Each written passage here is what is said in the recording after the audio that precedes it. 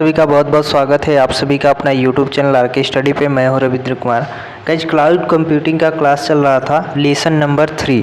Lesson number 3 का आज भाग नंबर 2 है। आज की इस क्लास में हम लोग type of service level agreement के बारे में समझेंगे, क्योंकि हमने फर्स्ट क्लास में सर्विस लेवल एग्रीमेंट के बारे में बताए थे आप सभी को कि सर्विस लेवल एग्रीमेंट क्या होगा। बेसिकली हमने उसमें आप सभी को समझाए थे कि कोई भी वस्तु को यदि हम लोग परचेज करते हैं तो उस वस्तु पे हम लोग को वारंटी, गारंटी, इस तरह का चीज़ें हम लोग को मिलती है। तो उसमें हमारा एक एग्रीमेंट होता है कि अगर हमने कोई वस्तु को ख़रीदा है तो 1 साल के लिए हमें उस पे या तो गारंटी या तो वारंटी मिलेगी। ठीक है, तो सर्विस लेवल एग्रीमेंट के अंतर्गत में यही चीज़ें आती हैं कि जो एग्रीमेंट हुआ है, ठीक है, जो एग्रीमेंट हुआ है, जितने दिनों के लिए हुआ है, वो सर्विसें हमें मिल पा रही है या नहीं मिल पा रही है। ठीक है, ये सारी चीज़ें सर्विस लेवल एग्रीमेंट के अंतर्गत में हमने आप सभी को डिस्कस किया था। अब यहाँ पे हम दूसरा चीज़ डिस्कस करेंगे, type of service level agreement. ठीक है, क्योंकि देखिए, अगर हम लोग सर्विस लेवल एग्रीमेंट की बात करें तो वहाँ पे हमने सिर्फ ये चीज़ बताया था, आप सभी को डिक्लेयर किया था कि इसमें हम लोग को कोई भी वस्तु पे, ठीक है, कोई भी वस्तु पे 1 साल के अंतर्गत में हम लोगों को या तो वारंटी या तो गारंटी दी जाएगी। ज़रूरी नहीं 6 महीने के भी हो सकते हैं। ठीक है, तो इसमें कितने टाइप से और किस तरह से होते हैं ये सारी डिस्कस इस क्लास में करेंगे। यानी टोटली कहने का मतलब है कि type of service level agreement के बारे में आज समझने वाले हैं भाग नंबर 2 में। तो लास्ट तक जरूर बने रहिएगा। यदि चैनल पर नए हो तो चैनल को सब्सक्राइब कर लीजिएगा। चलिए आज की क्लास को शुरू करते हैं। अब गाइज, हम लोग यहाँ पे टाइप ऑफ अगर SLA की बात करें यानी सर्विस लेवल एग्रीमेंट की बात करें तो यहाँ पे हम लोग को 3 टाइप से पढ़ने होते हैं, लेकिन एक एक्स्ट्रा भी है क्योंकि अब धीरे धीरे विकास होता रहता है तो उसमें अपडेट करते रहते हैं। ठीक है, तो यहाँ पे आपको 4 पढ़ने को मिलेंगे, लेकिन मेन जो होते हैं 3 होते हैं। ठीक है, तो सबसे पहला जो हमारा होता है वो होता है सर्विस बेस्ड।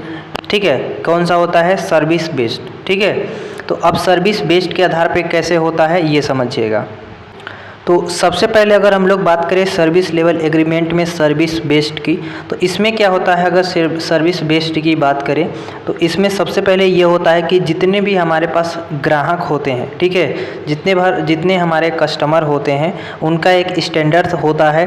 ठीक है, यानी अगर हम लोग किसी भी अगर कस्टमर को अगर हम कोई सुविधा प्रदान करते हैं तो वो सुविधा एक कस्टमर के लिए नहीं होगा, वो सुविधा सभी कस्टमर के लिए उपलब्ध होगा। ठीक है, तो सर्विस बेस्ड, जैसे कि हमने पिछले दिन यानी फर्स्ट भाग में फ़ैन का उदाहरण दिया था। जैसे कि अगर हमने कहा कि फ़ैन जो है वो 1 साल की उसकी वारंटी है, यानी 1 साल के अंदर में बिगड़ता है तो उसको बनाने की जिम्मेदारी कंपनी की होगी, तो वो केवल कुछ लोगों को नहीं दिया जाएगा, वो सभी जितने भी हमारे कस्टमर हैं सभी कस्टमर को, ठीक है, सभी कस्टमर को फ़ैन साल भर के अंतर्गत में बनेगी। ठीक है, चाहे किसी भी प्रकार से बिगड़ा हो।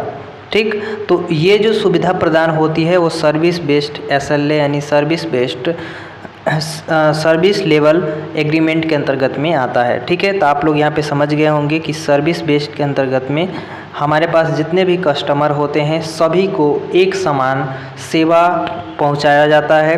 हमारी कंपनी जो होती है विभिन्न संकल्प और प्रतिक्रिया समय समय के साथ अपनी बहुत सारे सेवाएं प्रदान करती है। साथ ही साथ जैसे कि कोई भी प्रीमियम हो, ठीक है, कोई भी घटना हो जाती है या ठीक, या कोई भी किसी प्रकार का रिक्वेस्ट होता है, वो सारी सेवाएं उन लोग को पूरा किया जाता है। ठीक है, दूसरा जो है हमारा वो है हमारा कस्टमर बेस्ड। कस्टमर बेस्ड क्या होता है? ये कस्टमर पे निर्भर करता है, यानी कहने का मतलब है कि यह ग्राहक पे निर्भर करता है कि जो हमारे ग्राहक के समूह हैं, ठीक है, वो उनकी व्यवसाय किस तरह से है। ठीक है, जैसे कि बहुत सारे ऐसे होते हैं कस्टमर जो हमारे पास के होते हैं यानी नियर के होते हैं, बहुत सारे ऐसे कस्टमर होते हैं जो कि दूर के होते हैं, यानी जो कि कह सकते हैं कि एक हमारा प्राथमिक हो सकता है, एक द्वितीय हो सकता है। ठीक है, जो प्राथमिक होंगे वो नियर के होंगे, ठीक है, यानी पास के कस्टमर हमारे हो सकते हैं, और जो द्वितीय में श्रेणी में आएंगे वो हमारे दूर के हो सकते हैं। ठीक है, तो जो कस्टमर हमारे नियर के हैं उनको कुछ और एक्स्ट्रा सुविधा देने की प्रयास करते हैं, और जो दूर के हैं उनको अच्छी सुविधा नहीं दे पाते हैं। तो ये हमारा कस्टमर बेस के हिसाब से होता है कि हमारी कस्टमर किस तरह से हैं, कहाँ से हैं, कैसे हैं, उनको किस तरह से हम लोग को सुविधा प्रदान करना है। अगला जो हमारा तीसरा जो है, ठीक है। सर्विस लेवल एग्रीमेंट तीसरा जो हमारा है वो है हमारा मल्टी लेवल।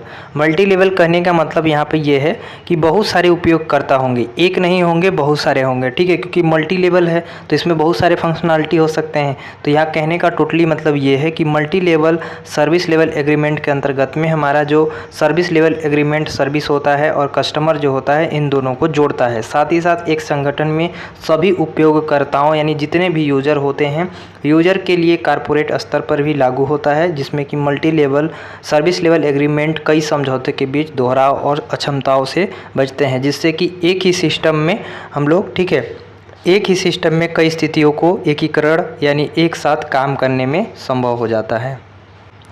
टोटली कहने का मतलब यहाँ पे ये है कि जो हमारा multi level service level agreement होता है उसमें एक ही सिस्टम में कई सारी स्थितियों को हम लोग हैंडल यहाँ पे कर पाते हैं। जैसे कि अगर हमने कोई वस्तु की बात की या कुछ भी इस तरह की बात की तो उसको, जैसे कि अगर हम लोग को बहुत सारे प्रोडक्ट को एक साथ बेचने हैं, सेलिंग करने हैं या कुछ उसके में बात विचार करने हैं, बहुत सारे कुछ उसमें काम करने हैं, तो उसको हम लोग मल्टी लेवल के अंतर्गत में ले लेते हैं और एक ही सिस्टम पे यानी एक ही जहाँ से वो सारे को डील कर लेते हैं और सारे हमारा जो प्रॉब्लम्स होती हैं उसको सॉल्व हो जाता है। टोटली कहने का मतलब यहाँ पे ये है कि एक हमारे पास एक सिस्टम है जहाँ से बहुत सारे हमारे पास सेलिंग होते हैं, ठीक है, तो यहीं से हमारी जो प्रॉब्लम्स है वो सारे प्रॉब्लम्स को सॉल्व कर देता है मल्टी लेवल।